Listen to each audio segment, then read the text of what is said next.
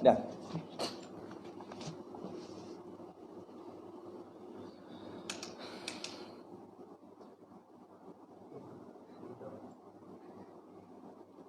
Assalamualaikum warahmatullahi wabarakatuh.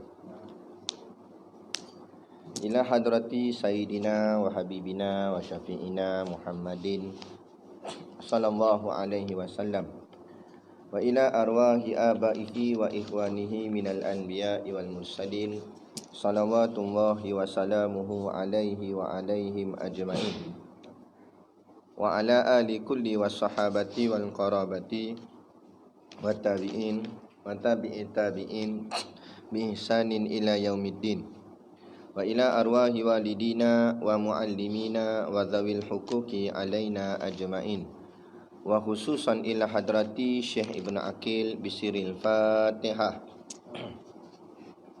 A'udzu billahi minasyaitonir rajim. Bismillahirrahmanirrahim. Alhamdulillahi rabbil alamin arrahmanir rahim maliki yaumiddin iyyaka na'budu wa iyyaka nasta'in ihdinas siratal mustaqim siratal ladzina an'amta 'alaihim ghairil maghdubi 'alaihim waladdallin. Bismillahirrahmanirrahim. Alhamdulillahi hamdan katsiran kama amar. Asyhadu an la ilaha illallah wahdahu la syarikalah wa asyhadu anna sayyidana Muhammadan abduhu wa rasuluh. Allahumma salli wa sallim ala sayyidina Muhammad wa ala alihi wa sahbihi ajma'in. Subhanaka la ilma lana illa ma 'allamtana innaka antal alimul hakim. Rabbi shrah li sadri wa yassir li amri wahlul 'uqdatam min lisani yafqahu qawli. Wala haula wala quwwata illa billahil aliyil azim. Amma ba'. Qala Allah subhanahu wa ta'ala fil Qur'anil Karim. A'udzu billahi minasyaitonir rajim. Syahrul Ramadan alladzi unzila fihil Qur'anu hudan linnasi wa bayyinatin minal huda wal furqan. Sadaqallahul azim, yang bermaksud Syahrul Ramadan alladzi. Syahru artinya bulan. Ramadana, Ramadan lah. Ramadan ni ambil daripada asal perkataannya ramad dengan makna panas. Ramadan ialah bulan yang panas. Itu asal nama Ramadan tu sendiri. Syahrul Ramadana, bulan Ramadan itu, alladzi isim mausul yang artinya yang. Syahrul Ramadana, bulan Ramadan itu yang unzila, diturunkan. Asal perkataan nazala, diturunkan, unzila. Jadi bulan Ramadan itu adalah bulan yang diturunkan. Fihi, fi pada hinya. Bulan Ramadan itu adalah bulan yang diturunkan padanya, nya bulan Ramadan itu Al-Quran, iaitu Al-Quran. Jadi Al-Quran diturunkan oleh Allah pada bulan Ramadan. Yang dimaksudkan dengan diturunkan itu iaitu daripada langit yang ketujuh Allah turunkan ke langit yang pertama. Kemudian daripada langit yang pertama itulah malaikat Jibril alaihissalam mengambil ayat-ayat yang diperintahkan oleh Allah Subhanahu wa taala untuk diwahyukan kepada baginda Nabi Muhammad sallallahu alaihi wasallam selama 23 tahun. Betul. Inilah ikut perintah Allah ambil ayat mana. Tapi ayat Quran yang berjumlah 6,236 ayat ataupun 30 juzuk Al-Quran itu diturunkan serentak kesemuanya sekali pada malam 17 Ramadan, iaitu daripada langit yang ketujuh turun sampai ke langit yang pertama. Yang itu yang dimaksudkan dengan nuzul Quran ataupun unzila fihil Quran. Pada bulan Ramadan itulah diturunkan padanya akan Al-Quran. Dan kenapa Allah turunkan Al-Quran ini? Maka Allah jawab, hudan linnas. Hudan tu artinya petunjuk. Quran itu dijadikan petunjuk linnas, bagi manusia. Jadi Sebab itulah kita kena faham, Quran ini Allah turunkan kepada manusia, bukan kepada makhluk yang lain seperti binatang dan sebagainya. Jadi manusialah yang kena amalkan Quran, kena tegakkan isi Quran dan menyatakan akan segala hukum hakam yang diperintahkan Allah di dalam Al-Quran, bukan binatang. Sebab tu binatang tidak akan dipersoalkan kenapa tak tegakkan hukum Allah. Kerana bukan binatang yang diperintahkan diturunkan Al-Quran bukan kepada mereka, tetapi diturunkan ke Al-Quran itu kepada manusia sebagai khalifah di atas muka bumi. Jadi hudal linnas. Kemudian bila Allah sebut linnas bagi manusia, bila sebut manusia tak kira siapalah. Jadi Quran ini petunjuk bagi semua. Walaupun dia bukan Islam, tapi Quran tetap menjadi petunjuk pada dia. Cuma dia yang tidak mengambil faedah daripada petunjuk yang dikemukakan oleh Quran. Jadi bila dia tak ambil petunjuk daripada isi Quran, maka dia jadi sesat. Sebab tak ikut Quran. Manusia yang mengikut Quran, maka manusia itulah yang bertakwa di sisi Allah, menjadi orang yang beriman di sisi Allah. Jadi itu dia. Jadi hudal linnas bagi semua manusia. Wabayinat, yang itu yang menyampaikan Quran itu wabayinat artinya petunjuk bagi manusia, dan penjelasan. Bayinat tu menerangkan atau menjelaskan, minal huda, daripada petunjuk-petunjuk itu. Bukan sekadar Allah memberikan petunjuk, malah Allah menjelaskan setiap petunjuk-petunjuk yang telah Allah berikan. Wal furqan, dan juga sebagai pembeza. Maksud pembeza di sini, pembeza antara yang hak dengan yang batil, pembezaan antara yang betul dan yang salah, mana yang boleh, mana yang tak boleh. Sebab tu Islam bukan agama mengongkong, tetapi Islam agama yang nak mengajar kita perkara yang baik, yang mana yang boleh kita lakukan, yang mana yang tak boleh. Seperti mana mereka membawa hak kebebasan manusia, yang mengatakan manusia ada hak untuk minum arak, sedangkan Islam daripada Quran melarang manusia daripada minum arak. Kerana apa? Arak tidak baik untuk manusia. Akibatnya tak elok. Jadi mabuk, jadi bawa kereta toyong hayang sampai habis langgar macam-macam. Kalau setakat langgar trafik, lampu jalan, divider sebagainya, boleh tahan lagi. Tapi sampai ke langgar orang, melibatkan akhirnya yang mati tu nyawa yang tidak berdosa. Jadi Quran, Islam datang untuk menyelamatkan manusia, untuk membetulkan manusia apa yang boleh dan apa yang, itu yang dinamakan dengan wal furqan, iaitu pembeza antara yang hak dengan yang batil. Tetapi manusia menyangka diri mereka lebih bijak, lebih pandai dalam memikirkan atau cara kehidupan mereka berbanding Tuhan yang cipta mereka. Akhirnya mereka menolak apa yang telah diperintahkan Allah di dalam Al-Quran. Bila tolak, itu yang jadi bukan setakat sesat. Kalau sesat saja boleh tahan lagi. Dalam sesat, maka merosakkan diri sendiri pula. Jadi Allah bukan hanya nak biar, Allah bukan menyelamatkan kita semata-mata daripada sesat, tapi Allah menyelamatkan kita juga daripada diri kita dirosakkan oleh diri kita sendiri. Itulah maka Allah datangkanlah perintah beragama, iaitu yang namanya Islam. Jadi Islam itulah segala-galanya dalam kehidupan kita, insya-Allah. Jadi bulan Ramadan inilah bulan keberkatan. Mulianya bulan Ramadan antaranya kerana bulan Ramadan itulah bulan yang diturunkan Al-Quran. Kerana Al-Quran itulah menjadi penyelamat kepada umat manusia untuk menjadi lebih baik dan lebih baik, insya-Allah. Baik.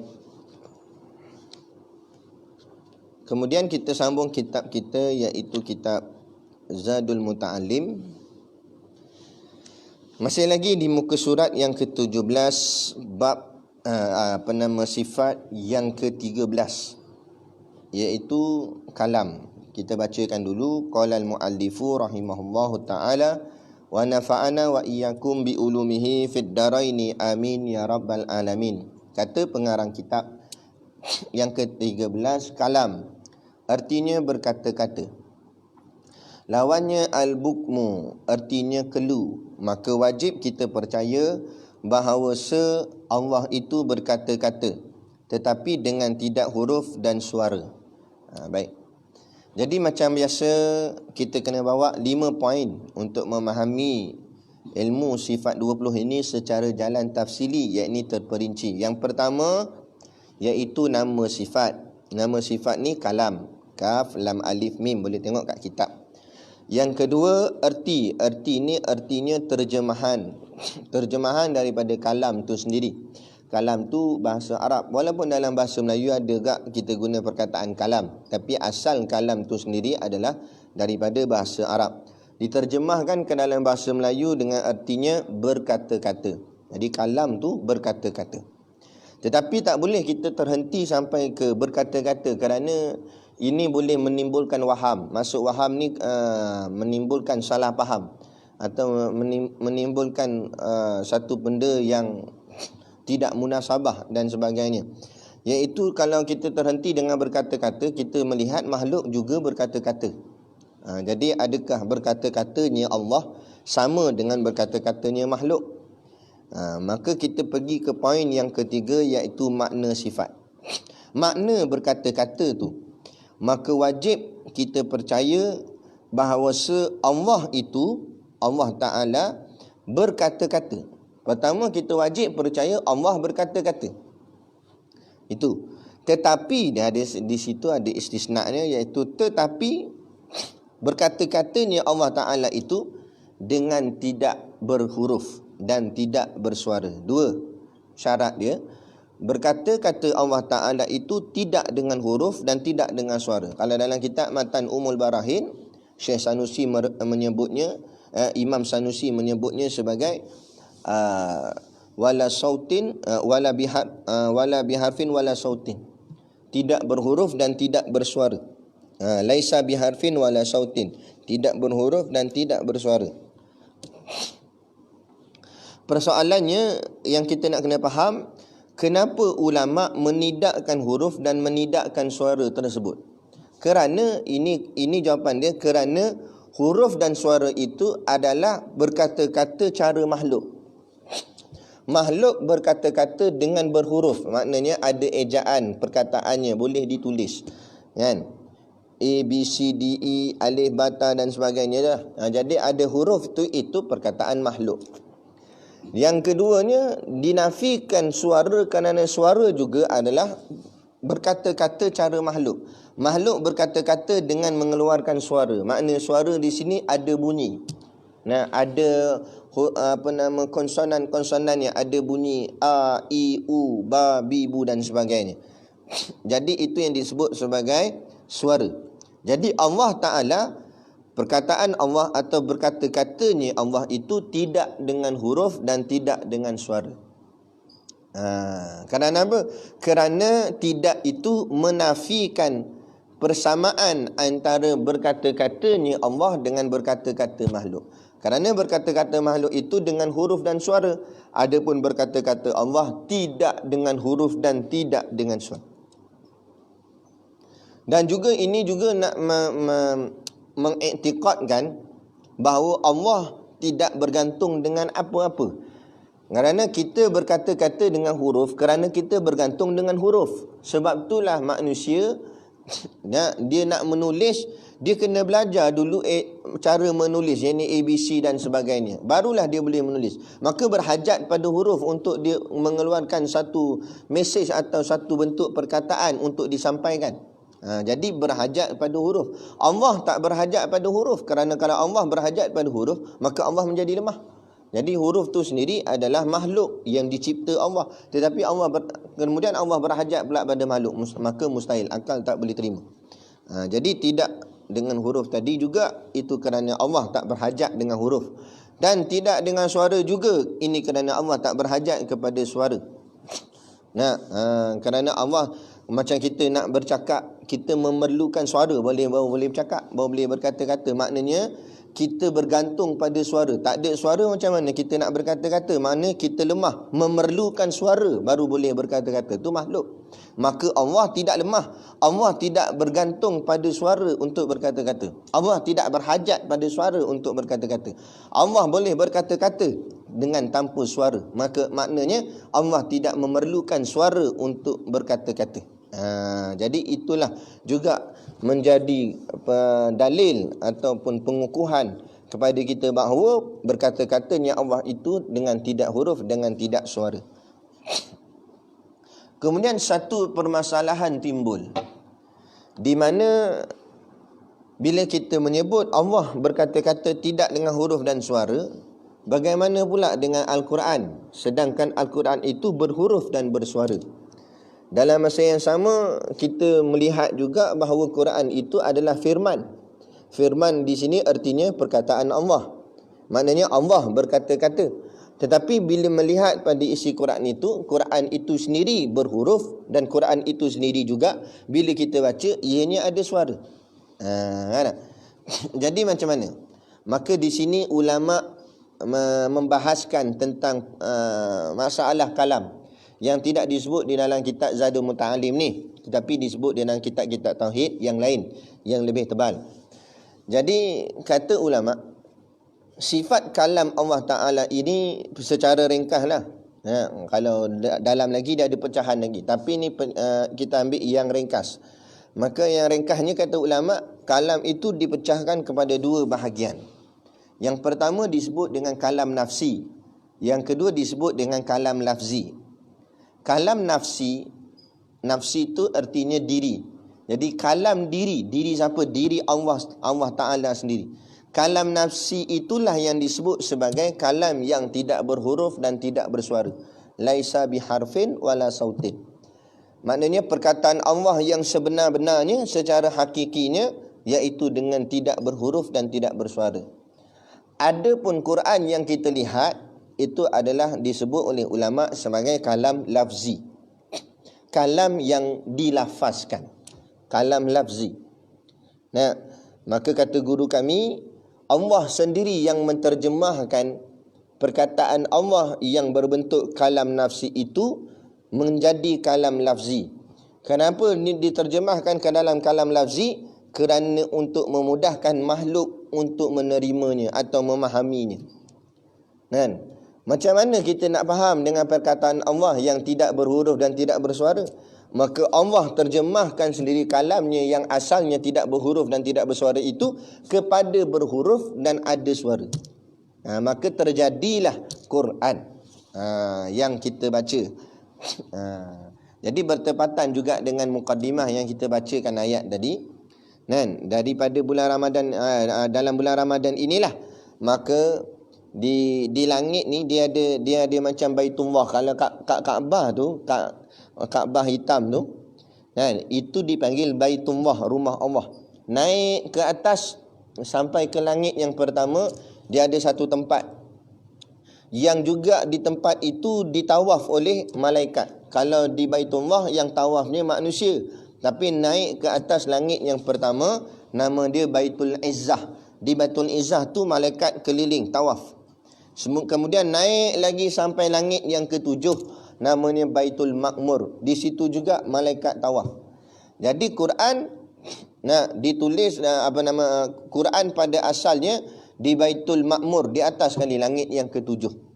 Kemudian Quran itu diterjemahkan ke dalam kalam lafzi, diturunkan oleh Allah daripada langit yang ketujuh Baitul Makmur ke langit yang pertama, namanya Baitul Izzah. Maka peristiwa penurunan Quran itulah dipanggil nuzul Quran. Sebab tu dipanggil nuzul, nun zailam, asal kataannya nazala. Nazala tu artinya turun. Turunnya Quran daripada langit yang ketujuh sampai ke langit yang pertama, seperti mana Quran yang ada pada rumah kita tu, iaitu 30 juzuk lengkap dengan tulisan dan sebagainya, ada di langit yang pertama. Dan kemudian malaikat mengambil perintah daripada Allah mana ayat yang perlu diturunkan dahulu, maka malaikat Jibril ambil. Kemudian dihantarkan wahyu itu kepada baginda Nabi Muhammad sallallahu alaihi wasallam selama 23 tahun. Ikutlah, bukan turunnya sekaligus pada Nabi Muhammad, turunnya secara beransur-ansur daripada langit pertama kepada Nabi Muhammad dengan dihantar oleh malaikat Jibril alaihissalam atas perintah Allah. Maka yang diturunkan kepada Nabi Muhammad itulah yang disebut sebagai kalam lafzi, yang berhuruf dan bersuara. Maka disitulah Nabi memerintahkan para sahabat untuk menulis akan Al-Quran. Dan kemudian Nabi sampaikan kepada sahabat dengan menyampaikan ayat Quran tadi dengan suaranya, dengan suara baginda Nabi lah, kan?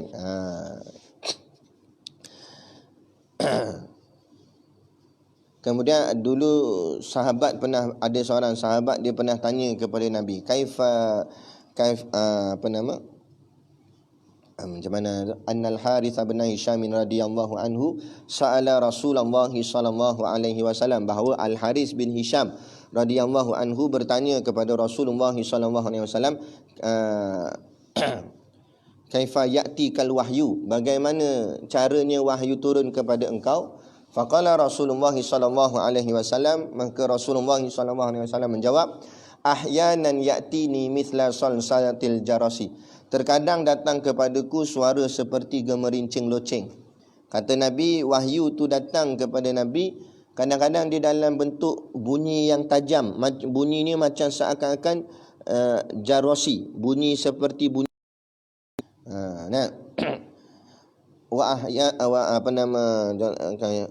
jarasi. Macam mana? Kaifa ya'tikal wahyu? Faqala Rasulullah sallallahu alaihi wasallam, ahyanan ya'tina kaifa ya'tikal wahyu? Faqala Rasulullah sallallahu alaihi wasallam, ahyanan ya'ti mithla salsalatil jarasi wa huwa ashadduhu alayya, dan cara ini yang paling berat buatku, kata Nabi. Turunnya wahyu dalam bentuk bunyi loceng, macam bunyi loceng ni, itu paling berat bagi Nabi. Macam mana berat, wallahu alam lah, Nabi yang rasa. Wa huwa ashadduhu alayya fayufsamu anni wa qad wa'aitu anhu maqala, lalu bunyi itu berhenti dan aku faham apa yang dimaksudkannya. Kadang dia bukan dalam bentuk macam bunyi ayat dan sebagainya, tapi Nabi kata bunyi dia macam bunyi seakan loceng. Bila bunyi dia habis, Nabi memahami apa yang dimaksudkan. Nabi memahami apa yang wahyu itu, yang di ayat dia macam mana. Wa ahyanan yatamatsalu lil malaku rajulan, dan terkadang datang malaikat. Kadang-kadang malaikat datang. Wa ahyanan yatamatsalu lil malaku rajulan fayukallimuni fa'ima yaqulu, kadang-kadang datang malaikat menyerupai seorang laki-laki lalu berbicara kepadaku, maka aku ikuti apa yang diucapkannya, kata Nabi. Malaikat datang menyerupai seorang laki-laki, sampaikan wahyu ke Nabi, kemudian Nabi ikut apa yang dikatakan oleh malaikat Jibril tersebut. Malaikat kata, kemudian Nabi ikut. Jadi itu antaranya cara penurunan wahyu yang disebut di dalam hadis sahih riwayat Imam Al-Bukhari.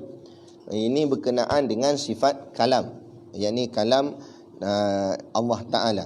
Jadi pecahan kalam tu begitulah tadi kita sebut tadi, iaitu kalam nafsi dan juga kalam lafzi.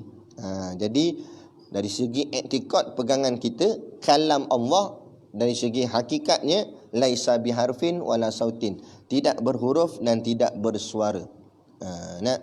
Inilah akidah ahli sunnah wal jamaah. Kemudian yang keempat, iaitu lawan sifat. Lawannya al-bukmu. Al-bukmu artinya kelu. Kelu tu artinya tak boleh bercakap lah, bisu. Jadi mustahil.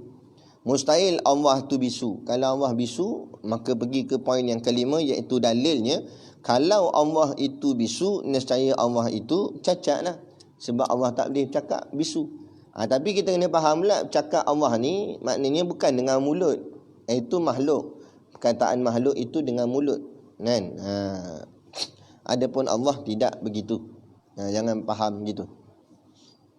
Kemudian kita boleh juga kita nak balikkan macam kita belajar sebelum ni, balik kepada segala sifat yang kita belajar sebelum ni. Pertama, wujud, kan? Kalam Allah tu sebenarnya hakikatnya sebenar-benar wujud. Sungguh-sungguh ada akan kalam Allah. Kemudian kalam Allah juga bersifat dengan sifat kidam. Maknanya perkataan Allah itu tidak ada permulaan. Maksudnya bukannya dulu Allah tak boleh berkata-kata, lepas tu baru Allah boleh berkata-kata. Tak, bukan begitu. Adapun perkataan ataupun kata-katanya makhluk, yakni kita bermula dengan tak ada. Dulu kita tak boleh bercakap, kemudian baru boleh bercakap. Jadi ada permulaan. Adapun kalam Allah tidak ada permulaan. Dan kalam Allah itu juga bersifat dengan sifat baqa'. Maknanya kalam Allah kekal. Perkataan Allah itu kekal sampai bila-bila. Adapun perkataan kita tak kekal. Hari ini mungkin kita boleh bercakap, esok lusa mati, esok tak ada dah, tak boleh bercakap dah. Adapun Allah boleh bercakap sampai bila-bila pun. Tak ada penghujungnya akan kalam Allah. Itu baqa'. Kemudian lagi kita belajar qidam baqa', qiyamuhu ta'ala binafsihi. Dan perkataan Allah Ta'ala itu, sebelum tu mukhalafah dulu. Dan kalam Allah itu mukhalafah, maknanya bercanggah kalam dengan kalam manusia. Perkataan Allah tak sama dengan perkataan manusia. Perkataan manusia banyak berbohong, ataupun perkataan manusia ni banyak kecurigaan, tak tepat. Dia kata A, kadang-kadang tak jadi A, jadi B. Adapun kalam Allah sentiasa tepat dan betul. Bila Allah kata akan berlaku kiamat, pasti dan pasti akan berlaku kiamat. Cumanya kita tak tahulah bila. Allah kata A, pasti berlaku A. Allah kata B, pasti berlaku B. Adapun kalam manusia itu banyak dustanya daripada yang benar, kan?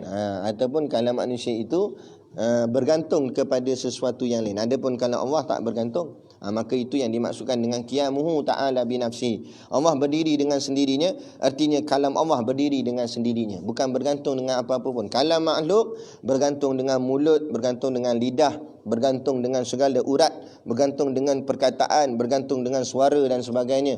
Adapun kalam Allah tidak bergantung dengan apa-apa pun, berdiri dengan zat dan sifatnya. Nak berdiri pada zatnya. Allah boleh berkata-kata. Kemudian lagi wahdaniyah, dan kalam Allah itu tunggal. Kalam Allah itu esa, tidak ada duaan, tigaan, maknanya tidak ada ta'addud, tidak berbilang-bilang akan kalam Allah itu. Maknanya bukanlah sampai banyak, yang ni cakap lain, ni cakap lain, tapi Allah juga dua-dua, tak, satu saja. Maknanya esa, tunggal. Dan kalam Allah tak serupa dengan apa pun yang lain. Tak sama dengan apa pun yang lain. Takkan sama dengan kalam apa saja, termasuklah semua sekali kalam-kalam makhluk. Itulah Allah Subhanahu wa ta'ala. Jadi itulah berkenaan dengan sifat kalam. Maka kita simpulkan ketiga-tiga sifat yang kita belajar sebelum ni, iaitu sama', basar dan juga kalam. Maka sama', basar dan kalam ini itu mengesahkan bahawa Allah itu tidak ada kekurangan. Kalau macam kita belajar pada sebelum ni, kudrat, iradat dan ilmu itu mengesahkan alam ini dicipta oleh Allah. Sebab apa? Adanya alam kerana adanya kudrat, iradat dan juga kudrat, iradat, ilmu dan juga ilmu. Macam kita cerita pasal masak nasi hari tu, takkan jadi nasi kalau salah satu daripada tiga ni tak ada. Itu kudrat, iradat dan ilmu. Adapun sifat sama', basar dan kalam itu mengesahkan bahawa Allah tidak bersifat dengan sifat kekurangan. Maknanya Allah tak cacat, Allah tak lemah. Kerana kalau salah satu ni tidak ada pada Allah, maka Allah Tuhan itu menjadi lemah. Maka mustahil Tuhan itu bersifat dengan sifat lemah. Bila mustahil Tuhan itu bersifat dengan sifat lemah, dan mustahil jugalah Tuhan itu tidak memiliki ketiga-tiga sifat ini, ataupun luput salah satu daripadanya. Tidak, maka mustahil. Adapun hayat yang kita belajar itu, hayat mengesahkan segala sifat yang kita mengaji ni. Maknanya kalau hayat tak ada, macam mana segala sifat ni boleh ada? Sebab hayat tu maknanya Allah itu hidup. Mustahil lah Allah cipta tiba dia tak hidup, mati. Jadi kita sahkan Allah hidup, dan hidupnya Allah itu tidak cacat. Sebab tu kita mengaji hayat dulu atas, lepas tu baru sama', basar dan kalam.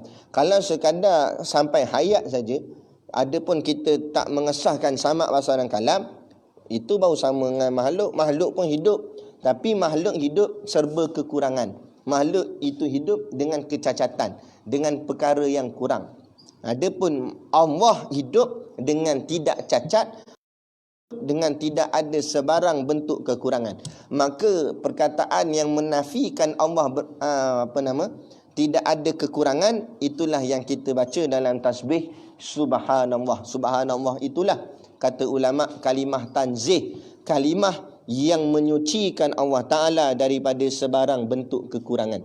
Jadi bila kita sebut subhanallah, maha suci Allah daripada sebarang kekurangan daripada diri Allah Ta'ala itu sendiri. Jadi sama, basar dan kalam mengesahkan bahawa Allah tidak ada sebarang bentuk kekurangan, malah Allah itulah yang maha hebat, maha suci daripada segala bentuk kekurangan. Jadi kita berhenti di sifat kalam, dan kita akan sambung nanti lagi 7 sifat, iaitu sifat maknawiyah. Dan insya-Allah kuliah yang akan datang ke-7 ni kita bahas sekaligus, sebab ke-7 ni pemahaman dia dari sudut kaunuhu je. Adapun yang lain tu sama dengan sifat ma'ani yang kita belajar sebelum ni. Cumanya nak membezakan dia ma'ani dengan ma'nawiyah. Ma'nawiyah itu adalah ada kaunuhu dia. Ya, kaunuhu itulah artinya keadaan. Nanti kita akan perjelaskan apa makna keadaan. Maka bila habis tu, maka habislah perbicaraan kita tentang sifat 20. Kemudian kita masuk kepada sifat yang harus bagi Allah. Kemudian istiqnaq dengan iftikar, kita belajar ke bab tu. Dan seterusnya nanti kita akan masuk kepada bab malaikat pula. Jadi insya-Allah jadi sekadar tu pada malam ni. Dan segala bentuk soalan kita tangguhkan dahulu, kerana belum berkesempatan untuk mentelaah dan sebagainya. Jadi sekadar itu dulu pada malam ini. Moga-moga kita dipertemukan lagi oleh Allah SWT pada sesi pengajian yang seterusnya. Wabillahi taufiq wal hidayah. Assalamualaikum warahmatullahi wabarakatuh. A'udzubillahi minasyaitonirrajim. Bismillahirrahmanirrahim. Alhamdulillahi rabbil alamin. Wassalatu wassalamu ala asyrafil anbiya'i wal mursalin Sayyidina Muhammad wa ala alihi wa sahbihi ajma'in. Allahumma taqabbal minna salatana wa du'aana innaka antas samiul alim wa tub alaina innaka antat tawwabur rahim. Allahumma ja'al dinana dinan nabi Muhammadin sallallahu alaihi wasallam wa islamana islamal muslimin wa imanana imanal mu'minin wa salatana salatal khashiin wa a'malana amalas salihin wa niyatana niyatal mukhlisin wa dhunubana ya Allah dhunubal mustaghfirin wa hayatana hayatal ulama wa mautana bimauti syuhada wa adkhilnal jannata ma'al anbiya'i alaihi wassalatu wassalam. Rabbana atina fid dunya hasanah wa fil akhirati hasanah wa qina azaban nar wa qina azaban nar wa qina azaban nar. Wassallallahu ala khairi khalqihi Sayyidina Muhammad wa ala alihi washabihi wasallam. Subhana rabbika rabbil izzati amma yasifun. Salamun alal mursalin walhamdulillahi rabbil alamin. Amin ya rabbal alamin. Taqabbalallahu minna wa minkum. Takbir.